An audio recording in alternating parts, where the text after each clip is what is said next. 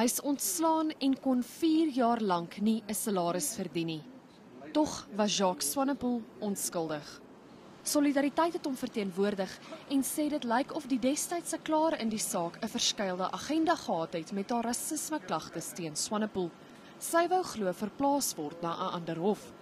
Ek is in my afwesigheid skuldig bevind. Ek het nooit die geleentheid gehad om my saak te stel, om my getuies te roep, om hierdie klagstelsel uit te weerlê nie.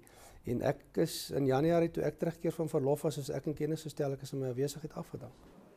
Die openbare sektor se bedingingsraad het gevind die vervolgingsgesag moes Swanepoel nooit afgedank het nie.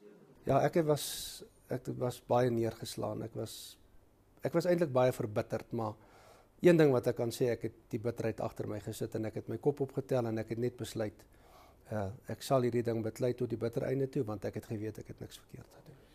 Solidariteit glo 'n saak soos die raak die hele samelewing.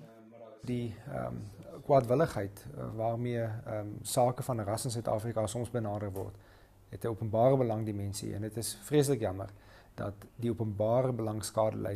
Ek dink net hierdie mense besef die trauma waardeur 'n mens gaan as so iets in jou lewe gebeur nie. En ek moet vir my vrou en my kinders sê dankie. Die destydse senior staatsaanklaer is intussen aangestel as 'n landdros in Mmabatho. Solidariteit sê nou hy gaan 'n brief skryf aan die minister van Justisie met betrekking tot haar valse beskuldigings teen Swanepoel en vra dat 'n ondersoek gelas word. Die vakbond sê daar moet vrae gevra word oor haar geskiktheid om 'n toppos te beklee in die land se regstelsel. Daniela van Heerden, Een Nuus, Pretoria.